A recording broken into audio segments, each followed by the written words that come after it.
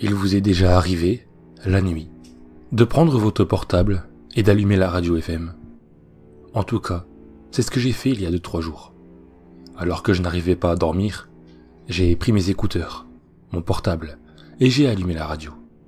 Sachant que je ne l'avais jamais allumé, je n'avais pas de favori, et donc, j'ai dû naviguer entre les ondes pour trouver la station qui allait me satisfaire.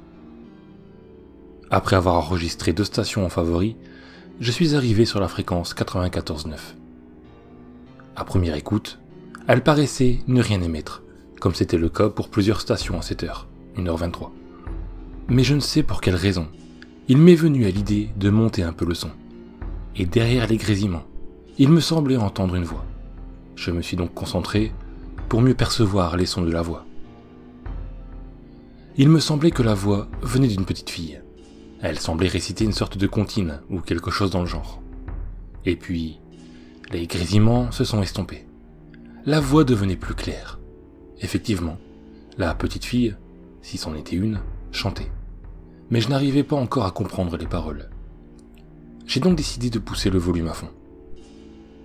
Les paroles étaient réellement incompréhensibles, comme si elles étaient chantées dans une langue inconnue, ou tout simplement une langue que je ne connaissais pas.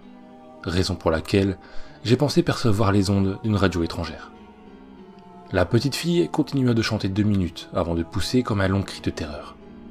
J'ai retiré mes écouteurs de douleur et fus frappé de vertige.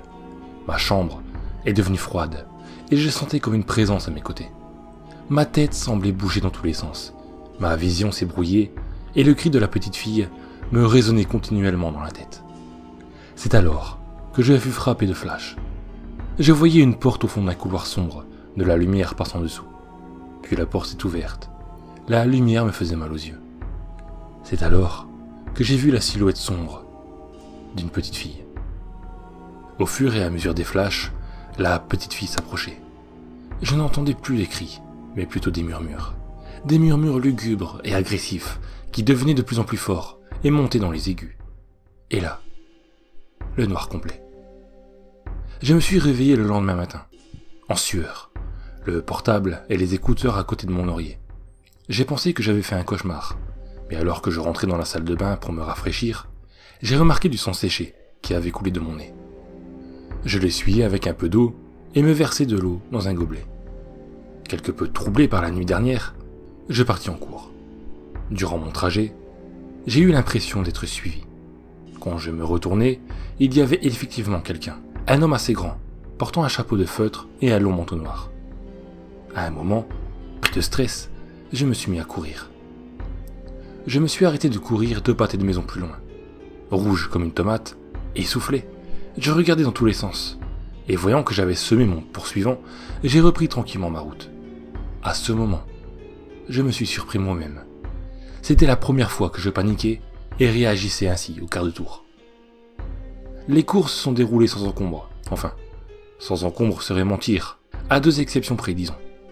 Alors que j'écoutais le cours, ennuyant, de ma prof d'histoire, je fus soudainement frappé d'un flash, un peu comme la nuit dernière. Cette fois, j'ai vu la personne qui m'avait poursuivi, l'homme au chapeau noir. Le flash fut bref, mais fut accompagné de quelque chose de moins bref. Juste après le flash, un son se mit à résonner à nouveau dans ma tête. À cet instant, j'ai bien cru que ma tête allait exploser. Le bruit ressemblait à celui d'une vrille, un son grave à vous vriller littéralement les tympans. Mes yeux semblaient bouger à une vitesse phénoménale de haut en bas, si bien que j'en perdais l'équilibre et me retrouvais à terre, à genoux, tenant ma tête à 2 mains, comme si ce geste aurait pu empêcher ma tête de gonfler puis d'exploser. Il m'a semblé gueuler, supplier que tout cela s'arrête. Mais à vrai dire, je n'en sais rien. Je n'entendais rien d'autre que cette vrille. Petit à petit, le son a disparu. Me venait désormais à mes oreilles le brouhaha d'une classe que j'avais mis en panique. Je me relevai et vis tous ces regards sur moi, mélange de peur, de moquerie et de crainte. Je demandai à la prof si je pouvais me rendre aux toilettes. Encore sous le choc, elle hocha la tête pour me signaler que oui. Je sortis donc de la salle en marchant et me rendis aux toilettes. Pour m'y rendre, je devais passer devant le bureau du proviseur. Habituellement fermé, celui-ci était ouvert, et il ne s'y trouvait personne. Je finis finalement par rentrer aux toilettes, et fus de nouveau surpris de ne voir personne. Pas un nuage de fumée sortant des cabines. Rien. Je me suis donc dirigé vers les lavabos pour me rincer le visage.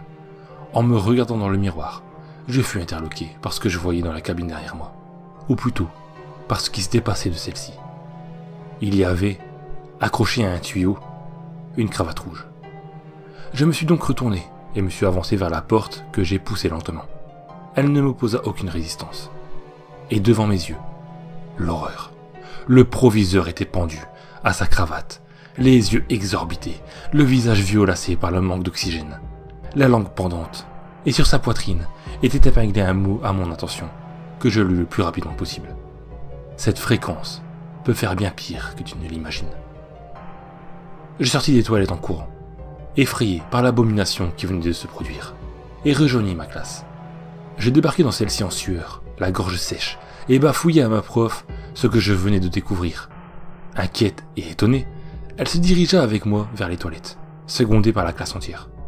Nous traversions donc le couloir, pressant le pas dans un raffut pas possible.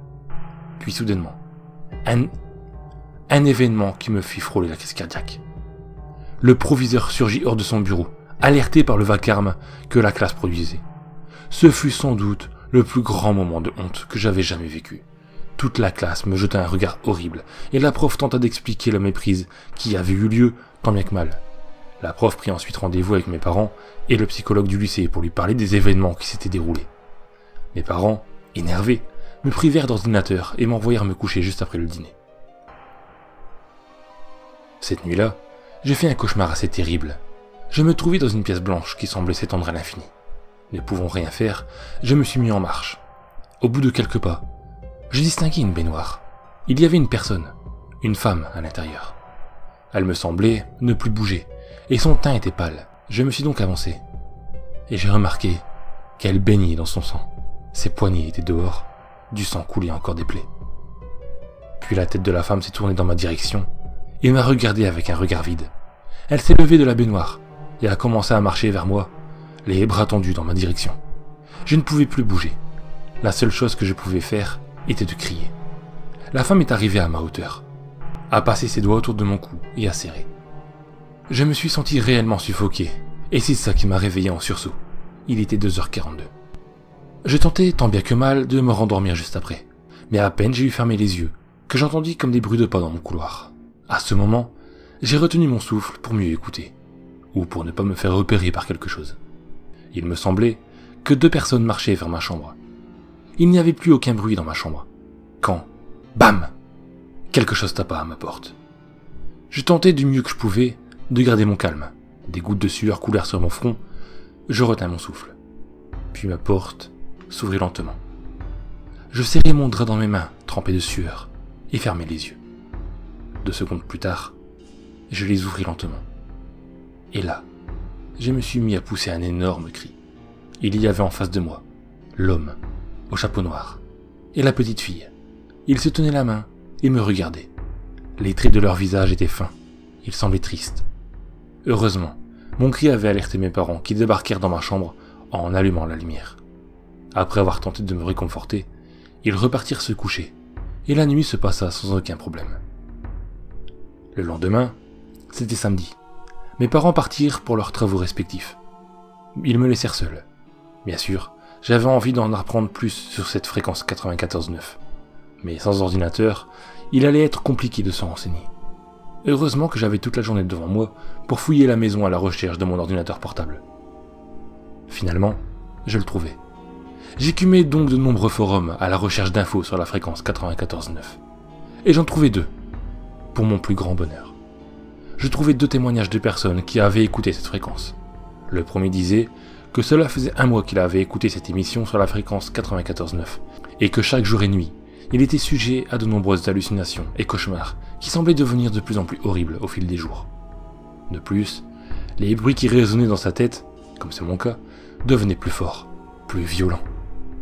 Le second était, disons, à peu près du même stade que moi. Il avait remarqué que l'émission apparaissait aléatoirement sur la fréquence, que certains jours elle y était et d'autres non. Voilà, c'est tout ce que je sais sur la fréquence 94.9. Si j'écris ça, c'est un peu pour vous prévenir de faire attention quand vous passerez sur la fréquence 94.9. Il est 22h. Je m'inquiète. Pourquoi ? Parce que nous sommes toujours samedi, à l'heure où je vous écris ça. Mes parents ne sont toujours pas rentrés. C'est vraiment étrange. Et la maison est devenue assez obscure. J'entends très peu de bruit dehors. Tout ceci est-ce réel? Ou est-ce une hallucination?